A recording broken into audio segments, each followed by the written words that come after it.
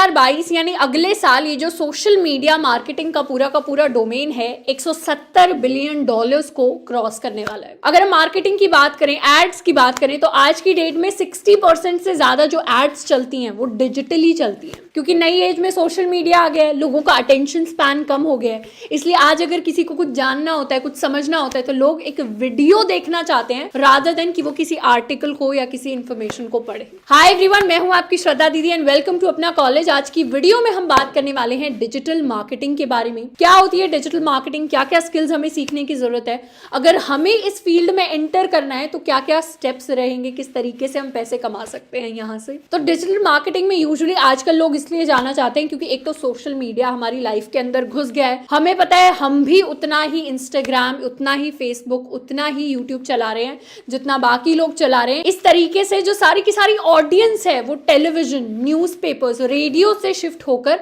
Social media या digital platforms पर आ गई है। और ब्रांड्स के लिए आज के डेट में काफ़ी इंपॉर्टेंट हो गया है कि वो सही जगह पर जाकर अपने ब्रांड को मार्केट करें और लोगों के साथ कनेक्ट कर पाएं। अब इसके साथ साथ डिजिटल मार्केटिंग बहुत ज़्यादा बूमिंग फील्ड है जिसमें काफ़ी वायबल ऑप्शंस हमें दिखते हैं करियर वाइज, क्योंकि आप सोशल मीडिया मार्केटिंग एक्सपर्ट बन सकते हैं, एसईओ एक्सपर्ट बन सकते हैं। तो इतने लाखों जॉब्स निकल कर आ रहे हैं डिजिटल मार्केटिंग की वजह से, जो शायद टेक्नोलॉजी का one of the best parts हैं। एक और एडिशनल बेनिफिट ये है कि कॉलेज स्टूडेंट्स को अगर फ्रीलांसिंग शुरू करनी है तो ये एक ऐसी स्किल है जिसमें वो फ्रीलांस कर सकते हैं, काफी सारे वो पैसे कमा सकते हैं शुरुआत में पॉकेट मनी की तरह, पर इसको अगर वो एक एक्चुअल फुल टाइम चीज में, फुल टाइम जॉब में कन्वर्ट कर लें तो काफी लाखों रुपए की जो अमाउंट है वो यहाँ से भी आ सकती है if you are skilled enough. तो आज की डेट में काफी इंपॉर्टेंट हो जाता है एक कॉलेज स्टूडेंट के लिए, साथ के साथ उन लोगों के लिए जो टेक्नोलॉजी से किसी ना किसी तरह एसोसिएटेड है, ये जानना कि डिजिटल मार्केटिंग एक्चुअली होती क्या है। डिजिटल मार्केटिंग को बिल्कुल सिंपल टर्म्स में गिराकर बोले तो ये होता है किसी भी चीज की एड चलाना या किसी भी चीज को मार्केट करना डिजिटली।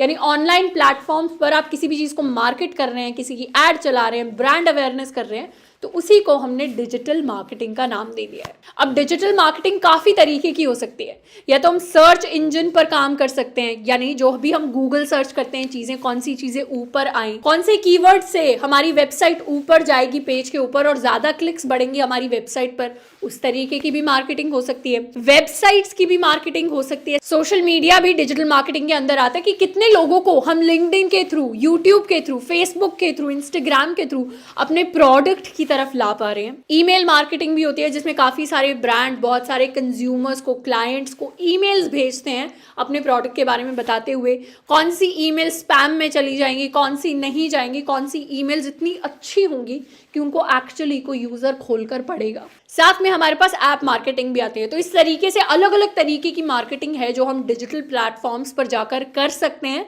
और जिनको हम खुद भी एक्सपीरियंस करते होंगे। अब जब भी हम किसी चीज़ के बारे में सर्च करते हैं, आप कुछ जैसे अगर आप शूज़ के बारे में सर्च करेंगे कभी कभी, तो आप नोटिस करेंगे कि ऊपर मिंत्रा जैसी वेबसाइट्स आ जाती है, ऊपर अमेजॉन जैसी वेबसाइट्स आ जाती है।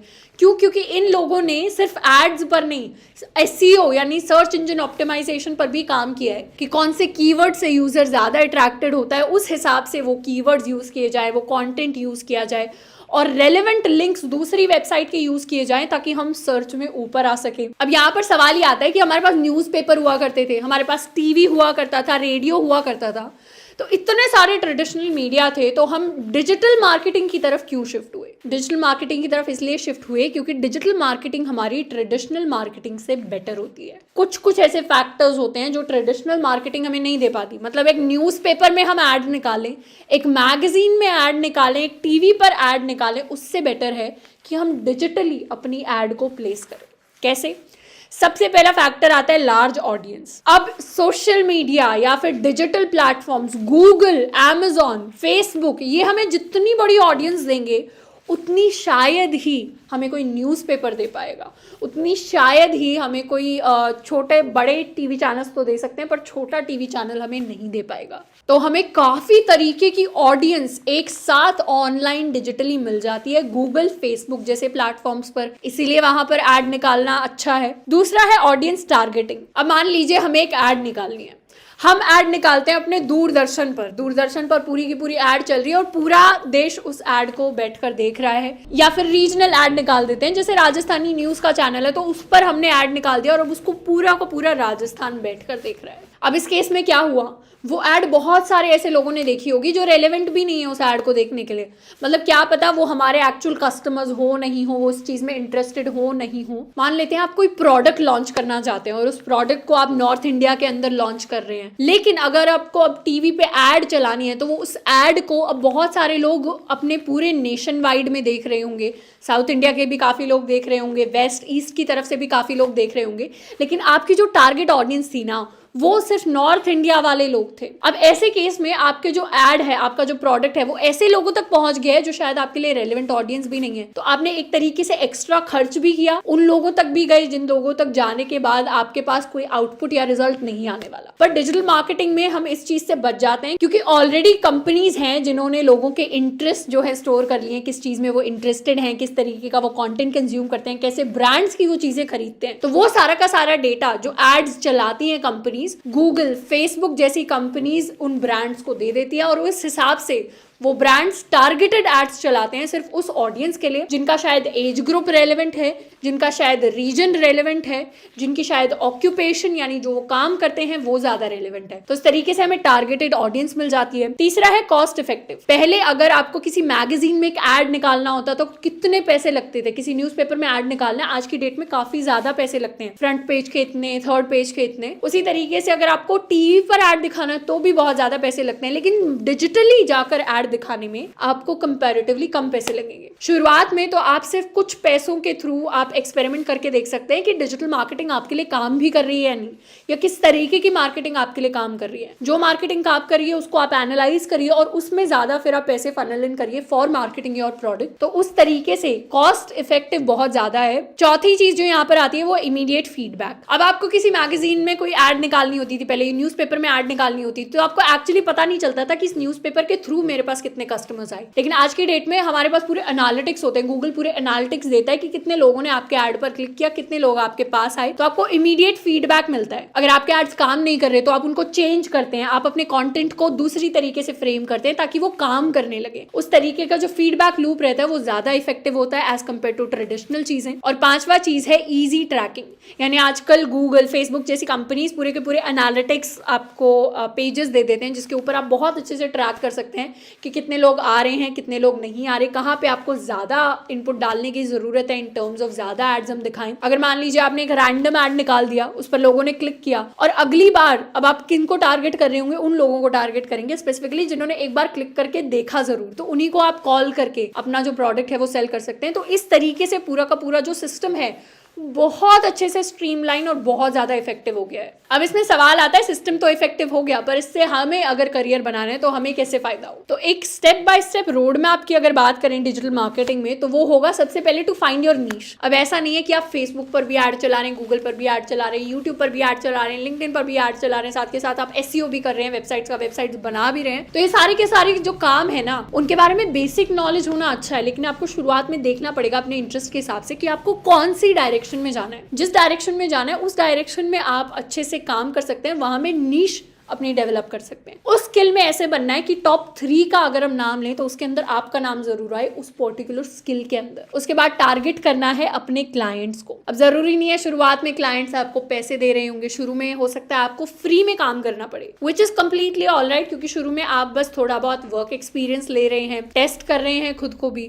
पर उसके बाद एक बार आप जब चीजें शुरू कर देंगे तो क्लाइंट्स आपके पास आने लगेंगे एंड फिर वहां से एक मॉनेटरी जो साइकिल है वो डेवलप होगा। उसके साथ साथ आती है फ्रीलांसिंग। अब फ्रीलांसिंग में सबसे पहले फ्री आता है, हो सकता है कुछ टाइम तक फ्री में काम करना पड़े, पर आप उसके बाद ऐसे क्लाइंट्स के लिए काम कर सकते हैं जिनको एक्चुअली जरूरत है और आपके पास भी पोर्टफोलियो में चीजें होंगी उन क्लाइंट्स को दिखाने के लिए। उसके बाद आते हैं हमारे रेफरल्स, जिन भी क्लाइंट्स के साथ आपने काम किया है। अब बिजनेस में क्या होता है ना, यूजुअली लोग एक दूसरे को जानते हैं, तो जिस भी क्लाइंट के साथ आपने काम किया है वो अपने किसी दोस्त को, किसी रिश्तेदार को सजेस्ट कर देगा कि मैं तो ऐसे ऐड चलाता हूँ, आप देख लो, इनसे बात कर लो। तो इस तरीके से रेफर हो जाते हैं लोग, नेटवर्क बिल्ड हो जाता है। और उसके साथ आती है कंसिस्टेंसी। अब सोशल मीडिया जो है वो हाईली वॉलेटाइल एक प्लेटफॉर्म है जिस पर चीज़ें चलती रहती हैं, कोई नई वेव ऑफ ट्रेंड्स आती हैं, तो इसीलिए काफ़ी इंपॉर्टेंट है कि डिजिटल स्पेस में अगर हम काम करें तो हम कंसिस्टेंट रहें, रोज अपनी स्किल्स को डेवलप करें, रोज ग्रोथ लें। अब इस करियर में एक्सेल करने के लिए आपको जो स्किल्स चाहिए होंगी उसमें से सबसे पहला, you should be good with social media. Since हम डिजिटल स्पेस की बात कर रहे हैं तो ऐसा तो है नहीं कि हमें आदत है न्यूज़पेपर पढ़ने की, दिन के 6 घंटे हमें न्यूज़पेपर पढ़ना पसंद है, लेकिन हम ऐड निकालना जा रहे हैं अपने फेसबुक पर। तो अगर आप फेसबुक पर ऐड निकालने का काम कर रहे हैं तो you should know how Facebook works. आपको सबसे पहले एज अ कंज्यूमर उसको थोड़ा एक्सपीरियंस करना पड़ेगा, फिर एज अ मार्केटर उसको थोड़ा एक्सपीरियंस करना पड़ेगा, तब जाकर यू विल नो कि किस तरीके का कंटेंट आपके क्लाइंट के लिए, आपके ब्रांड के लिए वहां पर वर्क कर रहा होगा। दूसरी चीज है data analytics and Google analytics. अब जितने भी एनालिटिक्स आते हैं, हम जिन भी प्लेटफॉर्म्स पर ऐड निकाल रहे हैं, वहां से जो जो डेटा हमारे पास आ रहा है उसको हमें समझना आना चाहिए, उससे कैसे वैल्यूएबल इंफॉर्मेशन निकालनी है वो हमें आना चाहिए। वो आता है तो फिर वहां से जो भी इंफॉर्मेशन आएगी उसको हम खुद को इंप्रूव करने में लगा सकते हैं। तीसरी चीज है कि बेसिक HTML हम सीख लें, वर्डप्रेस सीख लें। यहाँ पे हार्डकोर कोडिंग किसी को नहीं करनी है, बस ये है कि अगर आप SEO ऑप्टिमाइजेशन जैसी चीजों में जाना चाहते हैं तो आपको पता होना चाहिए बेसिक HTML कैसे काम करती है, या फिर वर्डप्रेस से वेबसाइट्स कैसे बनाते हैं, वेबसाइट में चीज़ें किस तरीके से, कीवर्ड्स किस तरीके से करते हैं, तो वो सारा प्रोसेस हमें पता होना चाहिए। साथ के साथ बेसिक डिज़ाइन सेंस हमारे अंदर होनी चाहिए कि चीज़ों को कैसे डिज़ाइन करना है। अगर हम कंटेंट राइटिंग भी करते हैं तो अपने ब्लॉग्स के अंदर हमें पता हो कि ऊपर कौन से पैराग्राफ्स रखने हैं, नीचे कौन सी इन्फॉर्मेशन रखनी है। अगर हम पोस्ट बनाते हैं या फिर वीडियो कॉन्टेंट बनाते हैं तो उसमें हमें पता हो चीज़ें कैसे रखनी है। तो वो एक बेसिक डिज़ाइन सेंस कि लोगों को क्या अच्छा लगेगा, क्या नहीं अच्छा लगेगा, वो हमारे पास हो तो वो एक प्लस पॉइंट होगा।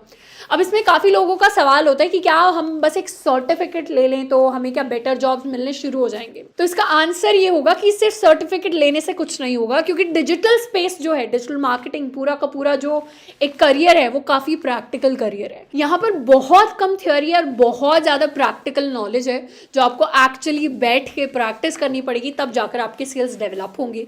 तो शुरुआत करनी है तो सबसे पहले प्लेटफॉर्म डिसाइड कर लें, उसके बाद स्किल्स डेवलप करें उस प्लेटफॉर्म के अंदर। शुरुआत में थोड़ा सा फ्री में काम करें, पोर्टफोलियो बिल्ड करें, क्लाइंट्स ढूंढें, डिफरेंट हमारे प्लेटफॉर्म्स होते हैं जहाँ पर हम जाकर फ्रीलांसिंग कर सकते हैं, वहाँ पर अप्लाई करें। और उसके बाद अगर आपको जाना है तो आगे जाकर आप प्रॉपर जॉब्स भी कर सकते हैं MNCs वगैरह में इन डिजिटल मार्केटिंग। तो आई होप कि आज की वीडियो से हमारे जो कुछ डाउट्स हैं वो क्लियर हुए होंगे। डिजिटल मार्केटिंग क्या होता है, किस तरीके से करनी है, क्या क्या स्कोप रहता है आगे। आज के लिए इतना ही, मिलता है नेक्स्ट वीडियो में। Till then keep learning and keep exploring.